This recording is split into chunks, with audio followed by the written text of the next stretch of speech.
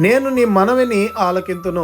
ఇర్మియా గ్రంథం 29వ అధ్యాయం 12వ వచనం. ప్రేమైనటువంటి దేవుని జనాంగమా, ఈ ఉదయకాల సమయంలో ఈ లోకంలో ఉన్నటువంటి అనేక మందికి నీ మనవిని తెలియపరిచి ఉండొచ్చు. నీ భర్త నీ మనవి ఆలకించకపోయినా, నీ భార్య నీ మనవి ఆలకించకపోయినా, నిన్ను కన్న నీ తల్లిదండ్రులు నీ మనవి ఆలకించకపోయినా, నీవు కన్న నీ కన్న బిడ్డలు నీ మనవి ఆలకించకపోయినా, ఎవరు నీ మనవి ఆలకించకపోయినా సరే, ఈ ఉదయకాల సమయంలో నీ మనవి ఆలకించడానికి ఆ యేసుక్రీస్తు ప్రభుల వారు సిద్ధంగా ఉన్నారు. నీ మనవిని ఆలకించడమే కాకుండా దానికి తగ్గ ప్రతిఫలాన్ని అనుగ్రహించేటువంటి వాడిగా ఉన్నాడు. అబ్రహాము మనవిని ఆలకించినటువంటి రీతిగా, యాకోబు మనవిని ఆలకించినటువంటి రీతిగా, హిజ్కియా మనవిని ఆలకించినటువంటి రీతిగా ఈ ఉదయకాల సమయంలో నీవు చేసే ప్రతి మనవిని ఆ యేసుక్రీస్తు ప్రభుల వారు ఆలకించేటువంటి దేవుడిగా ఉన్నాడు. కనుక ఇక నుంచైనా మన మనవిని ఈ లోకంలో ఉన్నవారికి కాకుండా ఆ యేసుక్రీస్తు ప్రభుల వారికి తెలియపరిచేటువంటి వారంగా ఉండాలని కోరుకుంటూ ఈ దిన వాక్యం ద్వారా దేవుడు బలపరిచి దీవించి ఆశీర్వదించును గాక.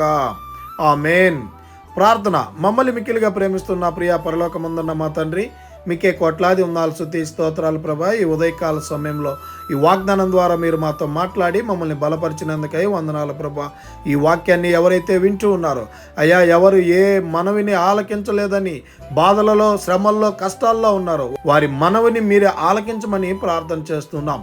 అయ్యా, ఈ ఉదయకాల సమయంలో 10th క్లాస్ ఎగ్జామ్స్ రాస్తున్నటువంటి బిడ్డల కొరకై ప్రార్థన చేస్తుండగా మంచి జ్ఞానాన్ని, తెలివిని, అయా శక్తిని, బలాన్ని, ఆయుష్ని, ఆరోగ్యాన్ని దయచేసి ఎగ్జామ్స్ చక్కగా రాయటకు కృప చూపించమని ప్రార్థన చేస్తున్నాం.